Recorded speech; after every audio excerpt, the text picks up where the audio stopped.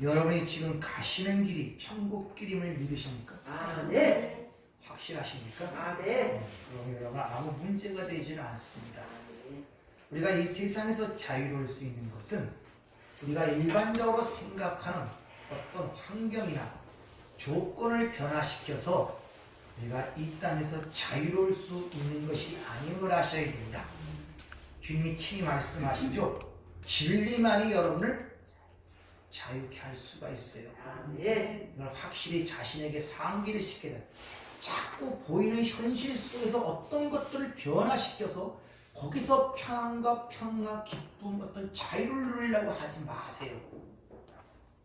거기서 벗어나야 돼요. 그래서 진리만이 거기서 벗어날 수 있다는 사실을 여러분이 아셔야 됩니다. 하나님께서 이 세상을 창조하실 때 이미 창조의 시점부터 마지막 시점, 즉 종말까지 이미 하나님에 의하여 완료되고 완성된 것이라는 사실을 아십니까? 이사야 46장 10절을 보면 이런 말씀이 있습니다. 내가 시초부터 종말을 알리며 아직 이루지 아니한 일을 옛적부터 보이고 이르기를 나의 뜻이 설 것이니 내가 나의 모든 기뻐하는 것을 이루리라 하였노라. 이렇게 얘기합니다. 그러니까 시작과 끝이 이미 완료가 되었다는 것입니다. 그럼 하나님께서 그런 이 세상을 창조하실 때 어떤 목적이 있었을 거 아니에요.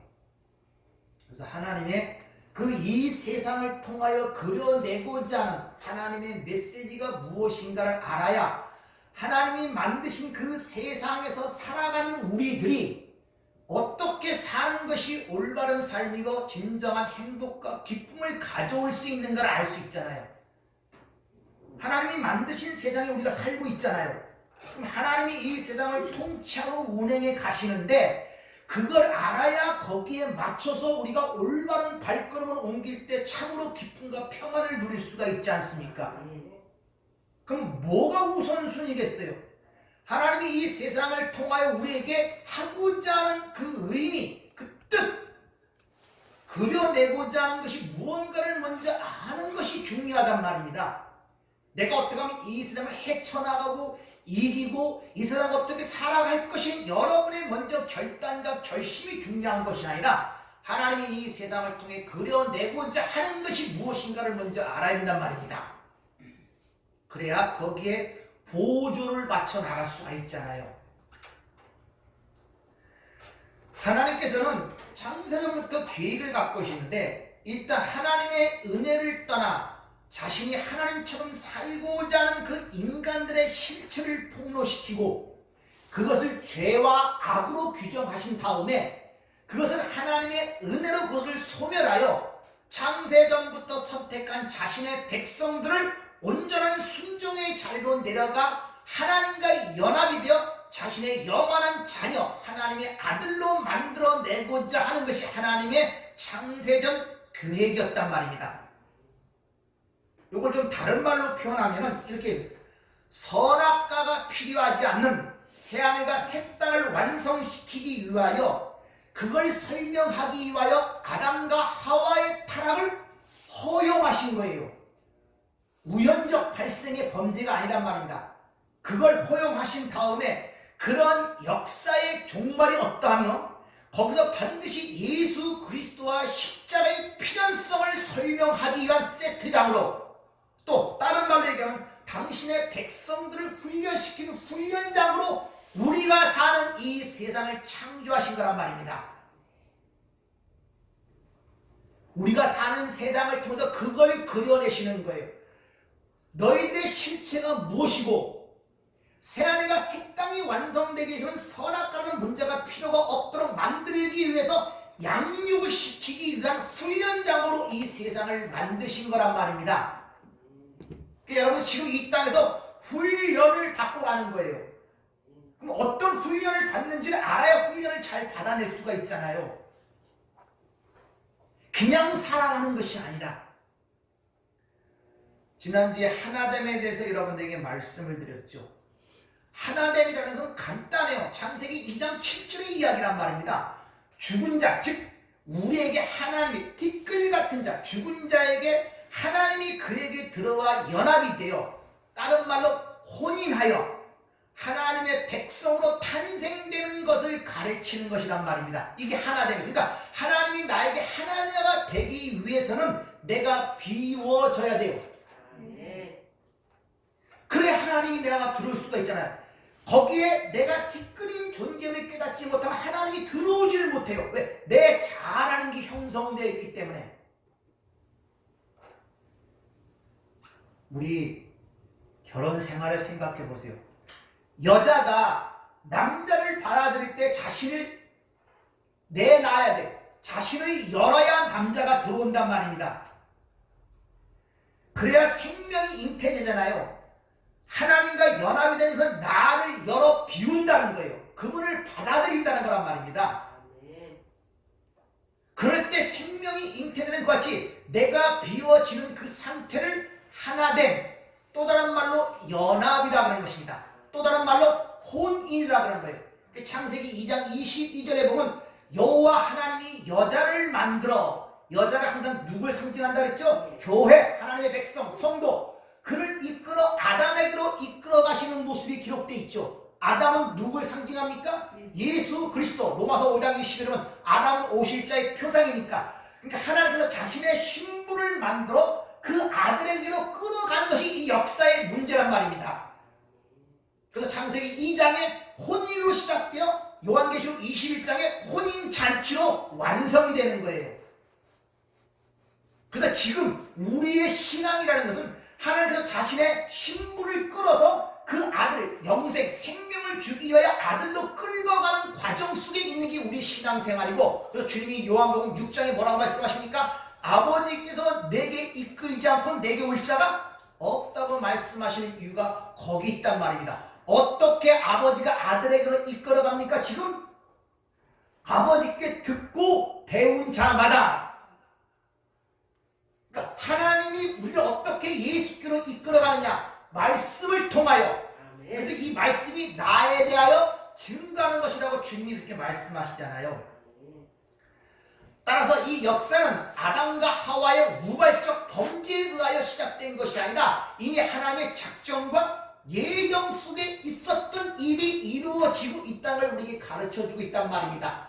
따라서 하나님의 장중을 떠나서 우연적이나 우발적으로 발생되는 일은 하나도 없다는 사실을 여러분이 아셔야 된단 말이에요.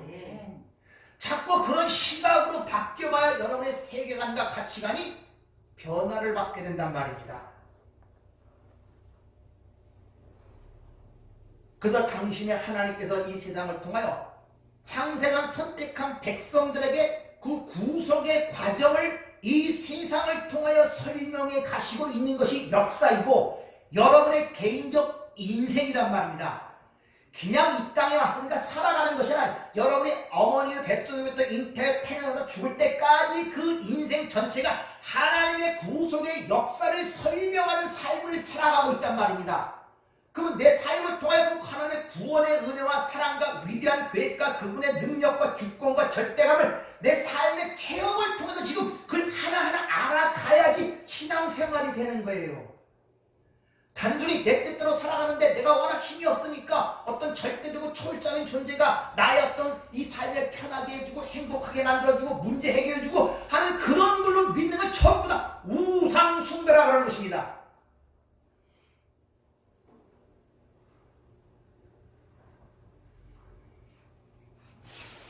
그래서 그 양육의 과정을 요한계시록 12장은 한때, 두때, 반때, 3년 반, 42달, 1260일, 다니엘서 9장에는 남은 반일에 요것이 천년왕국이라고 하는 것입니다. 지금 그걸 살아가고 있는 거예요. 예수 그리스도의 십자가를 통해 모든 게 완성되고 성정됐잖아요. 반일에가 남았단 말입니다. 그 3년 반 동안 자신의 백성들을 양육을 시키고 있는 거예요. 지금요. 그것이 뭘 의미하는가를 깨닫도록 여러분의 삶을 통해 그걸 그려내는 거예요. 그렇게 하나님의 전체적 계획을, 그 청사진을 성경에서는 작정이라고 얘기하고 그 전체적인 작정 속에서 선택한 백성들의 구원에 관한 일을 예정이라고 그러고 그 작정과 예정을 이루기 위한 하나님의 열심을 섭리라는 말로 성경은 표현하고 있단 말입니다.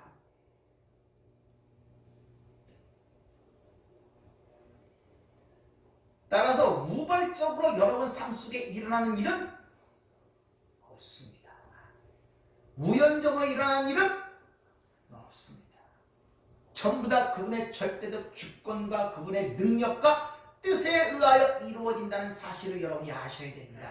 에베소서 1장 11절 모든 일을 그의 뜻대로 결정대로 말하시는 이의 계획을 따라 우리가 예정을 이고 그 안에 기업이 되었으니 이는 우리가 그리스도 안에서 전부터 바라는 그의 영광이 찬송이 되게 하려 함이니라 이렇게 얘기합니다. 그래서 주님이 기도하시는 모습 속에 오늘 보면 아버지께서 내게 주신 자들만을 위해 왔고 그들만을 위해 기도하고 그들에게만 아버지의 이름을 나타냈고 그들에게만 아버지의 말씀을 주었다고 얘기하는 이유가 거기에 있는 것입니다. 따라서 보편 구원론이라든지 만민 구원이라든지 전부 다 성경적인 것이 아님을 여러분들이 아셔야 돼요.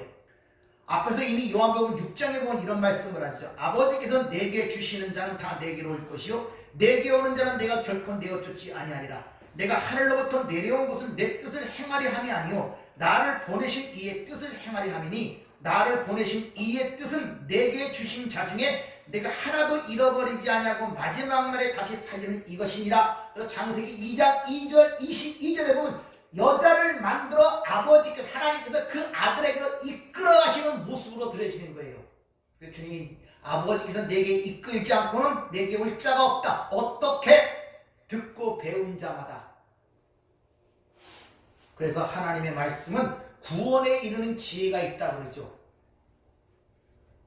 따라서 여러분이 성경을 공부하지 않고 진리를 알지 못하고 예수를 한다? 이건 전부 다 바로 몇백 년에 있던 이수신장군을 아는 그 정도 수준이에요. 현실 속에 예수가 없다니까요. 2000년 전에 예수, 역사 속에 예수가 있다니까요. 삶에 전혀 영향을 주지 못하는 예수, 그게 우상숭배, 내 밖의 예수, 우상숭배란 말입니다.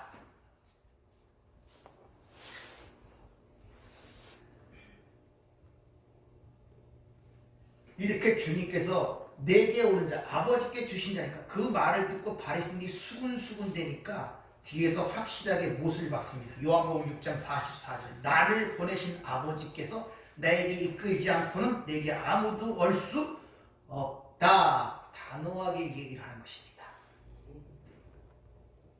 그러니까 여러분들이 예수를 믿은 것 같지만 그 뒷면에는 하나님의 어떤 섭리가 있었다. 여러분들을 예수께로 이끄는 아버지의 섭리가 있었단 말이에요. 그런 걸 볼 줄 아셔야 돼요. 따라서 우리 그리스도인이라는 것은 하나님의 위대한 그런 작정과 예정 속에서 하나님의 백성으로 선택하여진 사람들이기 때문에 하나님에 의하여 시작되고 하나님에 의하여 진행되고 하나님에 의하여 완성된다는 것을 여러분이 아셔야 돼요. 그들에게만 아버지의 이름을 나타내고 아버지를 알려줬고, 다시 말하면 아버지의 말씀들, 로고스가 아니라 레마, 진정한 내용들을 그에게 주었단 말입니다. 말씀이라는 단어가 두 가지로 헬라어인데 하나는 로고스고 하나는 레마입니다. 로고스라는 것은 우리의 육신층 사람을 볼 때 이 보이는 모습이 이게 사람, 이게 로고스예요. 로고스. 근데 이 안에 담긴 하나님의 형상을 레마라 그래요. 그러니까 진짜 중요한 건 담긴 내용이 중요하단 말입니다. 그래서 성경에서 거짓말, 거짓 선지자, 거짓 그리스도라는 것은 진짜가 아닌 가짜란 말이 아니라 겉에 거만 얘기하는 걸 거짓 선지자, 거짓 적그리스도라고 하는 것입니다. 진짜 담긴 내용을 주지 못하고 껍질만 주는 것. 그러니까 이 땅의 모든 사람들은 그 껍질만 보고 살아가기 때문에 거짓의 아비를 둔 자들이 되는 거예요.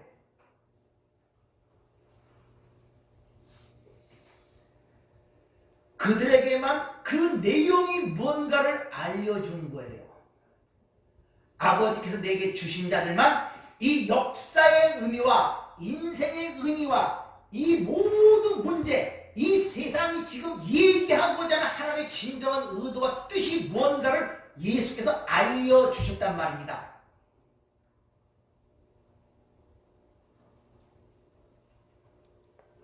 여러분의 모든 문제 속에서 그 여러분의 삶의 구석구석 하나에서 10가지 다 하나님의 그런 메시지와 어떤 것들이 담겨 있는가를 하나하나 발견하며 깨달아 갈 때 거기로부터 자유로울 수가 있는 것입니다. 네.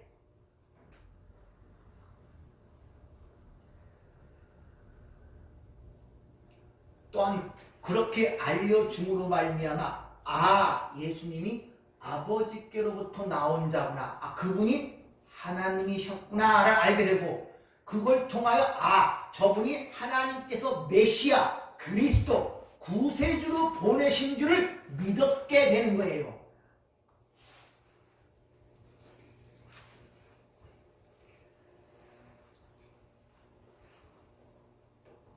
오늘 기도를 17장 예수님의 기도를 보면 거기서 동사가 전부 다 과거 완료형으로 쓰입니다.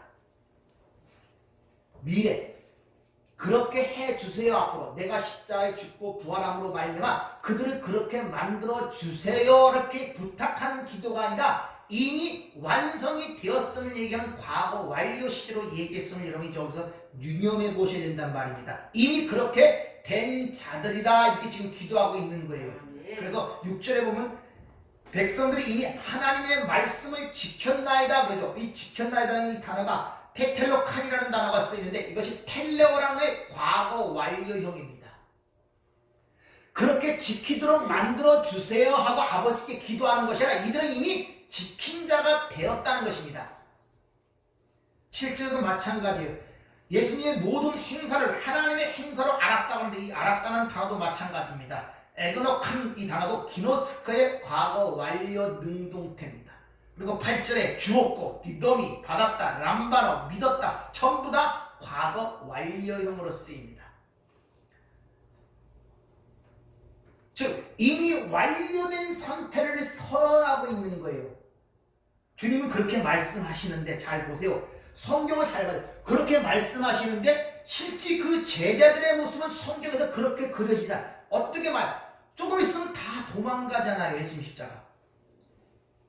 그들은 십자가의 의미도 몰랐뿐이야 예수님의 부활도 믿지 않았습니다.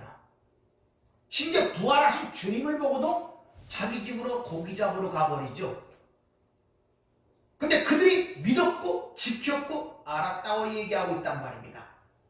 이렇게 하나님이 우리에게 말씀하신 것들과 우리의 현실이 전혀 다르게 보인단 말입니다. 이 신앙생활의 고민 아닙니까? 갈등 아닙니까? 천국 백성이고 영생을 주었고 누리는 자라고 기쁨 있고 그 생명이 우리 안에 있다고 성경을 분명히 설하고 있는데 내 현실을 볼 때는 전혀 그렇게 보이질 않아요. 문제가 거기 있는 거 아닙니까? 갭.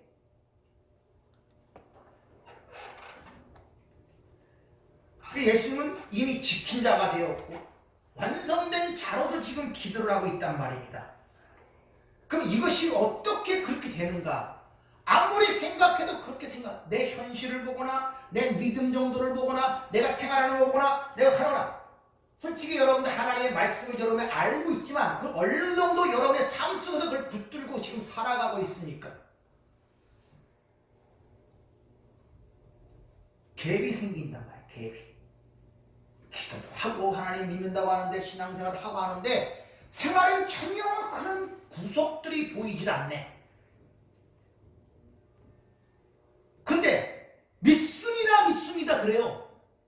납득도 되지 않고 용납도 되지 않고 이해도 되지 않고 자유로움도 없는데 그냥 믿습니다 그래요. 그렇게 안 그러면은 믿음이 없는 자처럼 보일까? 그 자신이 그런 보이는 그런 현상들과 말씀과 왜곡된 이 갭들을 어떻게 하면 하나님의 은혜를 통하여 그걸 해결하고 자유함을 누리고 깨달으려고 노력을 하지 않습니다. 거기에 참여를 하진 않아요. 그래서 계속 얘기하는 것은 현실을 변화시켜달라는 거예요. 상황을 변화시켜달라는 거예요. 나를 힘 있는 자로 만들어달라는 것입니다. 주님은 분명히 너희가 늑대 가운데 이리 가운데 어린 양을 보냈다고 얘기를 하는데 자꾸 나는 호랑이로 만들어주세요. 사자로 만들어주세요. 양으로서는 세상에 살아갈 수가 없습니다. 계속 호랑이를 요구하고 사자를 요구하고 내가 이스라엘의 용사로 만들어달라는 그 끊임없는 갈망이 우리 삶을 힘들게 하고 있단 말입니다.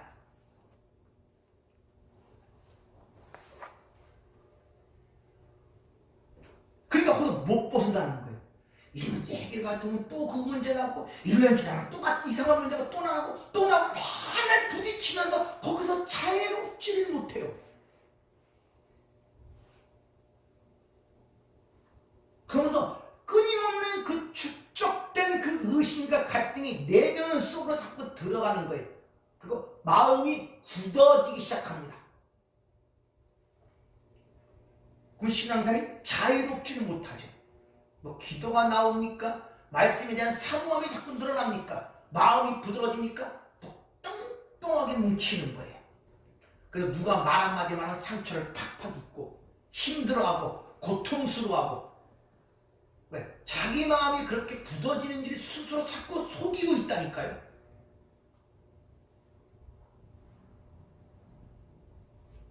그런데 그게 왜 그런가에 대한 고민을 하진 않아요. 성경은 여러분 조금만 신경 써서 보면 얼마나 모순된 점이 많은 줄 아십니까? 모순이 너무나 많아요. 너무나 많아요. 우리 여러분 보편적으로 사랑의 하나님, 뭐 은혜의 하나님 그렇게 알고 있죠? 성경을 제대로 읽어보세요. 여러분이 생각하는 그런 사랑의 하나님 별로 없습니다. 한 사람 때문에 수만 명씩 죽여요, 하나님이요.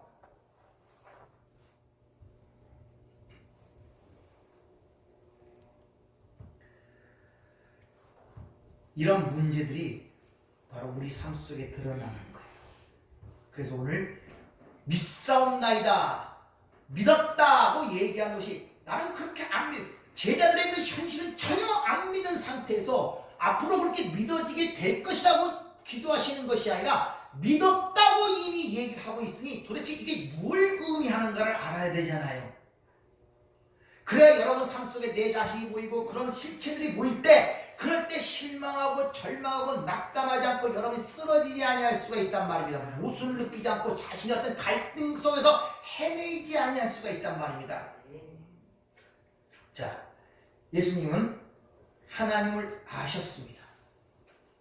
누구보다도 하나님이 보낸 자이기 때문에, 또 하나님의 말씀을 받아갖고 온 자예요. 그 말씀대로 살아간 자는 말씀에 순종하신 분입니다.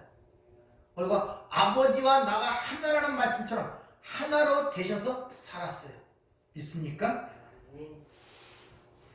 지금 이야기하는 것은 그들에게 이렇게 하도록 만들기 위해서 아버지의 도움을 부탁하는 것이 아니라, 완료형으로 얘기하는 것은 자신의 그런 하나님의 인정받은 하나님에 대한 믿음이라든지 말씀을 받고 지켰다든지 이런 것들을 자기가 완성시킨 것을 제자들에게 전가를 시켜주는 입장에서 지금 그들이 믿었고 알았고 받았다고 얘기하는 거예요. 이걸 복음이라고 해요. 다시 말하면 하나님이 그 아들을 통해 완성시킨 전부를 그 아들과 연합시키는가 거저 값없이 우리 것이 되어버렸단 말입니다.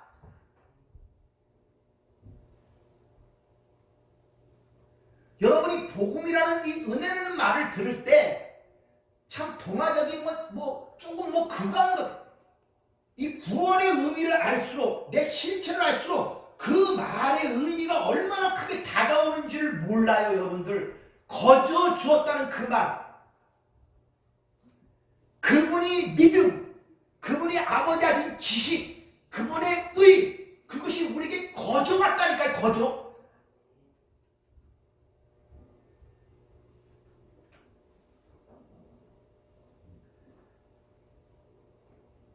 바로 그걸 거저 주시기 위해서 예수님이 십자가를 지시는 것입니다. 그 십자가를 지심으로 말미암아 우리와 연합됨으로 그 우리가 하나도 이루지 못한 것들을 그 예수가 완성시킨 그 전부가 우리 것으로 되어버린 거예요. 이걸 은혜라 그러는 것입니다. 예수의 육체가 찢어짐으로 말미암아, 지성소의 휘장이 찢어져 하나님께 가는 길이 열렸고 하늘이 열렸단 말입니다. 우리는 전부 다 모든 것들을 위로부터 봤습니다. 하늘의 문, 육신, 장막이 찢어짐으로 말미암아 하나님의 것들이 우리에게 거저 온 거란 말이에요. 이게 예수님의 십자가의 죽으심이란 말입니다. 그러니까 지금 제자들이 기도하고 알았고 믿었고 받았고 순종하고 지켜진 모든 것은 예수님이 하신 것을 자신의 십자가의 죽음, 육체의 찢음으로 말미암아 하늘이 열리고 우리에게 거저주는 그 상태를 지금 기도하는 가운데 말씀하시는 거란 말입니다.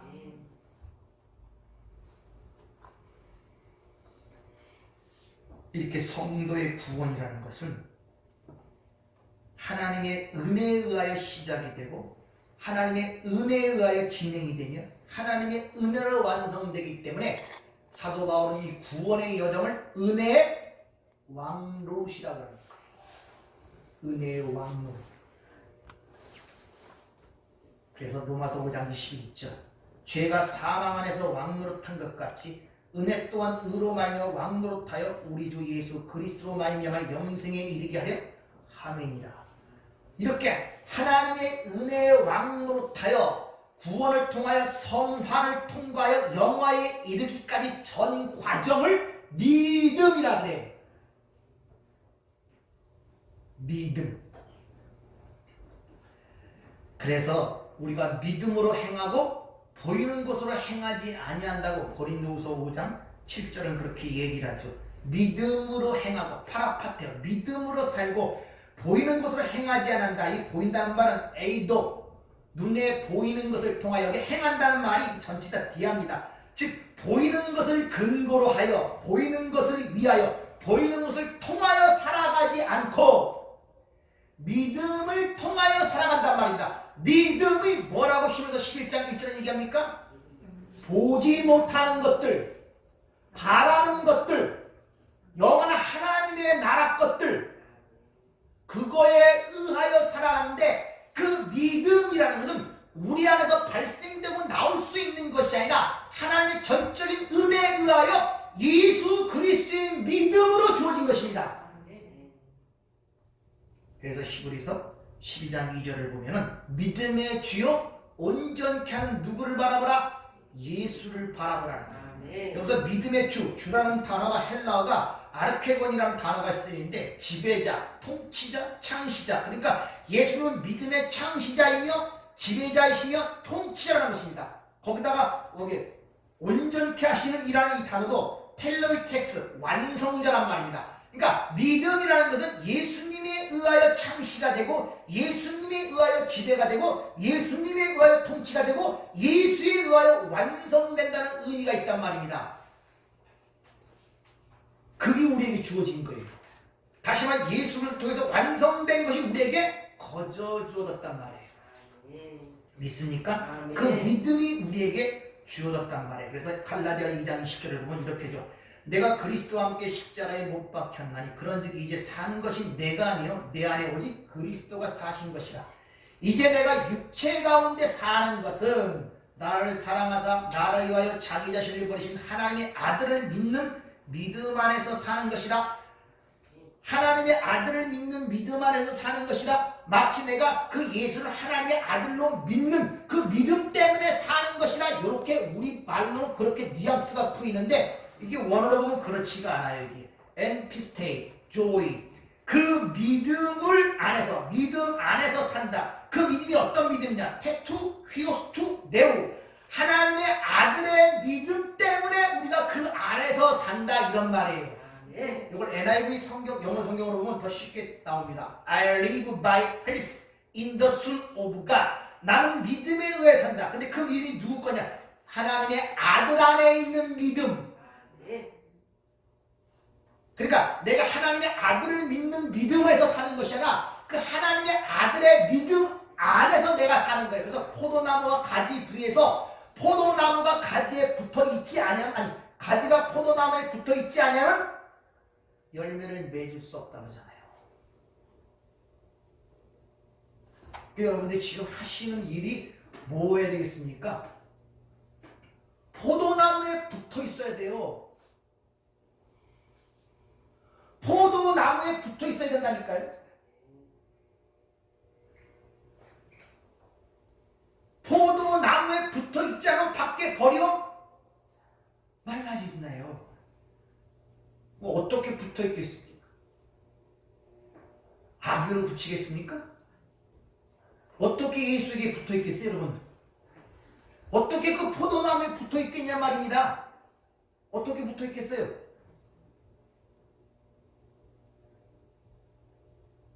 그러니까 그런 말씀을 줘도 거기에 대해 고민하고 알지를 못하니까 못 붙어 있는 거예요. 그러니까 힘든 거예요. 어떻게 붙어 있겠어요? 어떻게 붙어 있는 게 붙어 있는 거겠습니까?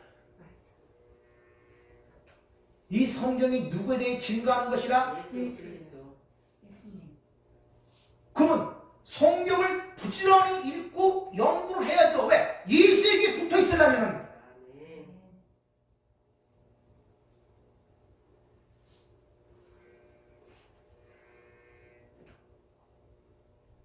그래서 데살로니가 후서 3장 2절을 보면은 믿음은 모든 사람의 것이 아니라고 얘기를 하는 거예요. 따라서 구하는 믿음은 우리의 것이 아니라 하나님의 아버지의 것이며 그 하나님의 믿음에 의하여 우리가 하나님의 백성으로 지어져 간다는 사실을 아셔야 됩니다. 그래서 성경은 하나님을 믿음의 하나님, 즉 진리의 하나님이라는 이 진리라는 에메트라는 단어가 바로 믿음이라는 뜻이 성실, 충성된 하나님에 의하여, 신실하신 하나님에 의하여, 믿음의 하나님에 의하여 우리가 지어져 가는 것이 우리 신앙생활이란 말입니다. 그래서 믿음은 여러 개가 있는 것이 아니라 단번에 주어지는 한 믿음이라는 것을 여러분이 아셔야 됩니다. 에베소 4장 5절 주도 한 분이시요 믿음도 하나요 칭례도 하나이니. 여러 개의 믿음이 아니라 믿음은 한 번에, 단 한 번에 주어지는 것입니다.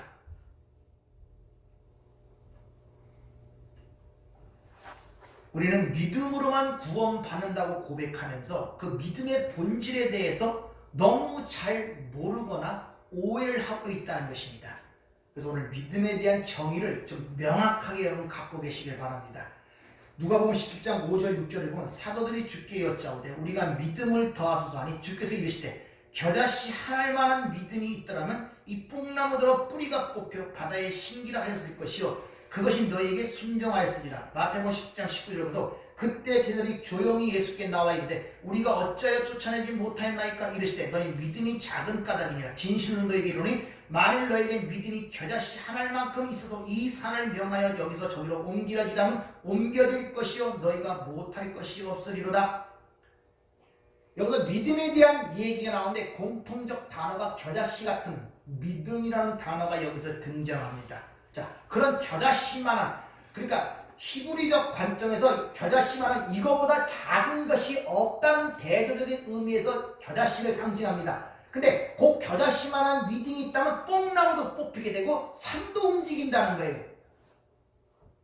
어떻게 여러분들 그렇게 하십니까? 근데 제자들도 뽕나무를 뽑았다든지 산을 옮길 만한 적이 없어요. 기독교 2000년 역사 속에서 그런 일이 보고된 적이 없습니다. 그러면 다른 말로 어느 누구도 겨자씨만한 믿음을 가진 자가 없었단 말이네요. 여러분 겨자씨만한 믿음이 있으면 뽕나무도 뽑히고 명하면 산도 움직인다 그러잖아요. 근데 그렇게 못하잖아요. 그러면 겨자씨만한 믿음이 없다는 결과 아닙니까? 믿음이 없다는 뜻이란 말입니다. 그럼 우리 믿음으로 구원을 받았다 그러잖아요. 그럼 얼마나 모순적입니까? 우리가 믿음 없이 구원받지 못하잖아요. 근데 오늘 주님의 비유에 의하면 겨자씨만한 믿음이 있으면 뽕나무도 뽑히고 산도 움직이는데 그런 일을 못하면 너희 믿음이 없다는 내용으로 들리지 않습니까? 그래서 믿음이 없이는 구원을 받지 못한단 말이에요.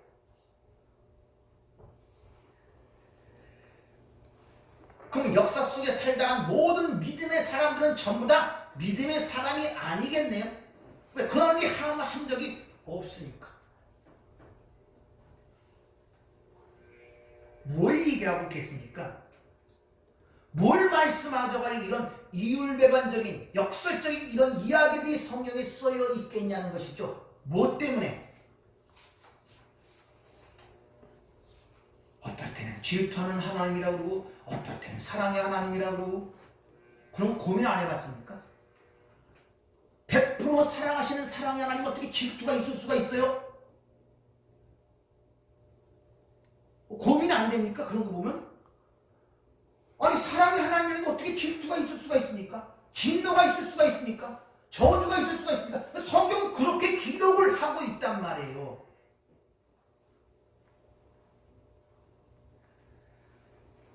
왜 이런 역설적이고 이율배반적인 이야기들이 성경에 많이 나오냐면, 저도 얘기했지만 너희들이 생각하는 믿음과 성경이 말하는 믿음이 다르다는 거예요. 그래서 항상 누차 여러분에게 강조하지만, 세계관과 가치관이 변하자면, 패러다임이 변하자면 절대 성경 말씀이 다 왜곡되도록 옵니다.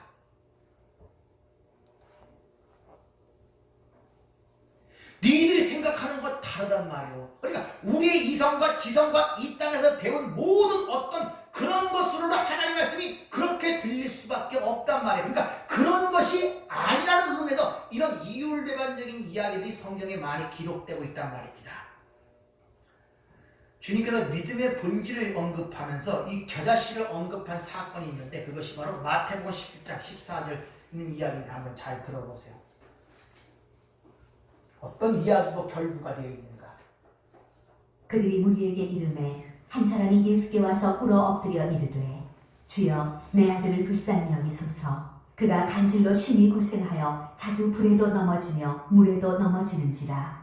내가 주의 제자들에게 데리고 왔으나 능히 고치지 못하더이다. 예수께서 대답하여 이르시되, 믿음이 없고 패역한 세대여, 내가 얼마나 너희와 함께 있으며 얼마나 너희에게 참으리요. 그를 이리로 데려오라 하시니라.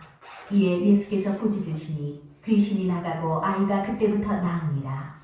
이때 제자들이 조용히 예수께 나와 이르되, 우리는 어찌하여 쫓아내지 못하였나이까? 이르시되, 너희 믿음이 작은 까닭이니라. 진실로 너희에게 이르노니 만일 너희에게 믿음이 겨자씨 하나만큼만 있어도 이 산을 명하여 여기서 저기로 옮겨지라 하면 옮겨질 것이요 또 너희가 못할 것이 없으리라. 이것도 겨자씨만한 믿음이라는 단어가 나오죠. 요 마태복음 17장 요 구절 앞에 보면 여러분이 잘 아는 변화산 사건이 나옵니다. 변화산 사건. 그러니까 변화산 사건의 현실과 그 산 밑에 일어난 일들을 대조하여 하나님의 나라가 어떤 것을 상징적으로 보여주고 믿음의 본질이 무엇인가를 그들에게 가리키는 것이 이 변화산 사건과 그 산 밑의 현상들을 통해서 지금 설명하고 있단 말입니다. 자, 이 사건을 이해하려면 그것만 갖고는 안 되고 앞에 마태복음 16장에 보면 그것부터 연결시켜서 봐야 돼요.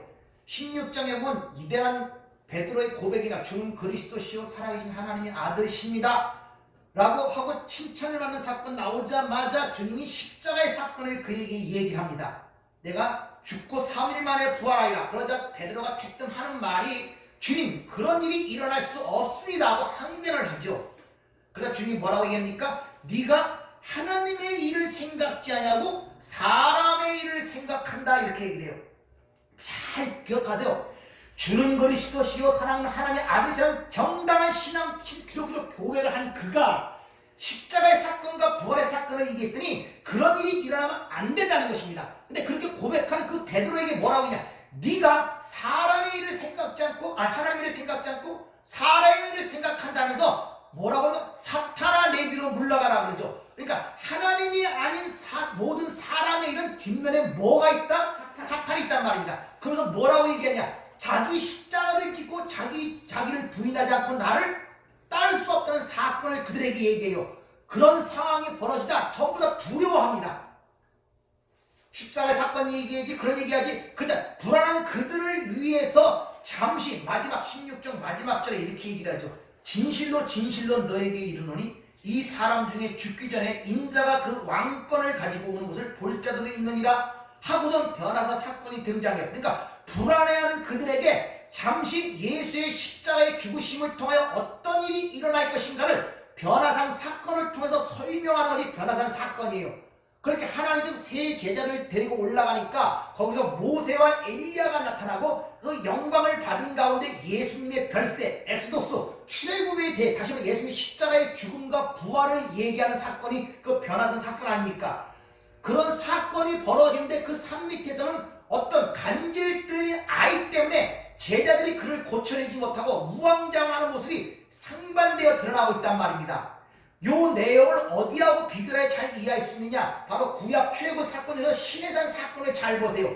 시내산이 하나님의 말씀이 떨어지죠. 그 율법이 떨어지는 그 순간에 산 밑에서 어떤 일을 합니까? 금송아지 사건이 나죠. 그들이 3,000명이 도륙당하고 그들이 심판을 받죠. 다시 말하면 그 시내산 사건은 하나님의 말씀 율법이 내려오는데 그 율법이 산 밑으로 내려오자 전부 다 그거에 의해 정죄받고 죽는 사건이 그려진단 말입니다. 그걸 대비해서 변화산 사건은 예수의 십자가의 죽음은 다시 말해 예수님의 별세, 예수님의 출애굽은 그 십자가의 죽음과 부활을 통하여 그 산 위에 있던 그것이 산 밑으로 은혜로 내려오는 거예요. 근데 그 산 밑의 상황은 출애굽의 시내산 산 밑의 상황과 똑같아요. 간질들인 아이들과 또 그 제자들과 그 주변 사람들과 그걸 고치지 못하고 우왕좌왕하는 모습, 주님이 그 상황을 뭐라고 표현합니까? 믿음이 없고 패역한 세대. 니들이 행하는 모든 행위는 믿음의 행위가 아니라 그 행위는 시내산 사건 밑에 금송아지처럼 패역하고 잘못된 하나님의 심판을 받은 사건임을 얘기하잖아요. 그럼에도 불구하고 거기서 그 아이가 고침을 받는 사건이 나오죠. 그걸 대비적으로 보여주면서 그들의 행한 믿음의 행위가 왜 잘못된 건가를 설명하고 있단 말이에요.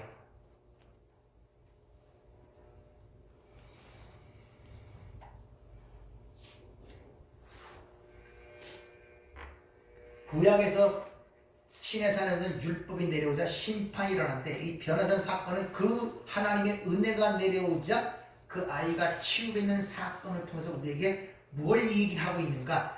믿음이라는 것은, 자, 제자들을 보세요. 그 전에 제자들은 파송을 받아 귀신을 쫓아냈던 경험이 갖고 있는 자들이에요. 그러니까 그런 아이를 듣고 있으니까 자신이 갖고 있던 그 믿음을 얼마나 발휘해서 믿음으로 얼마나 수많은 행위들을 했겠습니까? 연신 그 아이의 아버지는 믿습니다, 믿습니다고 처음에 했겠습니까? 근데 주님은 그 상황을 얘기하기를 믿음이 없고 패역한 행위라고 그렇게 지금 정의를 하고 있는 것을 우리가 유념해 볼 필요가 있단 말입니다. 그럼 그들은 그 믿음을 자신들이 갖고 있고 필요에 따라 믿음의 능력을 드러내어 어떤 일을 행할 수 있다고 생각하는 상태였단 말입니다. 그 제자들은. 근데 그것을 믿음이 없는 상태고 패역한 상태라고 주님이 지금 표현하고 있단 말입니다. 다시 말하면 믿음이라는 것은 내 안에서 어떤 걸 갖고 있다가 발휘하여 나타나는 것이 아님을 지금 가르쳐주고 있는 거예요. 그것이. 즉 믿음이라는 것은 나의 무능력함과 불가능함을 인식하고 예수님께 나의 모든 것을 의탁하는 것을 믿음이다 그래요. 언제가 한번 예랬죠. 유명한 줄타기 선수가 엠파이 스테이트 빌딩 사이에 줄을 내놓고 거기를 건너가는 일을 벌이기로 했습니다. 그 전부터 그 사람은 굉장히 유명한 사람이었어요. 한 번도 실패한 적이 없었어요. 수많은 사람들이 모였습니다. 그 수많은 모인 그들에게 이 올라가서 그 줄타기는 선수가 얘기합니다. 여러분, 내가 여기서 저까지 걸어갈 줄 믿습니까? 그러니까 와, 믿습니다, 믿습니다 막 소리치고 박수를 치고 난리를 하는 거예요. 진짜 믿습니까? 절대적으로 믿는데요. 그러면 여러분 중에 나와 함께 건너갈 자 나오세요. 하나도 안 나오는 거예요. 하나도 안 나오는 거예요. 나와 함께 이 줄을 타고 건너갈 자 나오세요. 안 나와요. 그걸 패역한 행위라고 하는 거예요. 믿음이라는 것은 그 예수에게 나를 던지는 거예요. 투신하는 거예요. 그래서 어린 양이 어디로 가는지 따라가는 자를 성도라고 요한계시록에 얘기하는 것입니다. 어디로 가든지, 불못 속으로 들어가든지, 물 속으로 들어가든지 나를 불가능함과 무능력함을 절대적으로 인정하고 그 예수에게 나를 전적으로 의탁하고 맡기는 것을 믿음이라는 것이지, 나의 어떤 가지고 있는 것을 발휘하여 어떤 능력을 드러내는 것을 믿음이라고 하지 않는단 말이에요. 그런 상태를 패역한, 즉 왜곡된 믿음, 타락한 믿음, 패역한 상태라고 얘기하는 것입니다.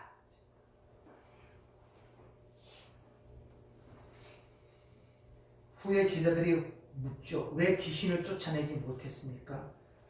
뭐라고 얘기합니까? 겨자씨만한 믿음이 없기 때문이라. 역시 여기서도 그렇게 이야기를 하고 있죠. 겨자씨만한 믿음, 보이는 믿음, 겨자씨는 안 보인단 말입니다.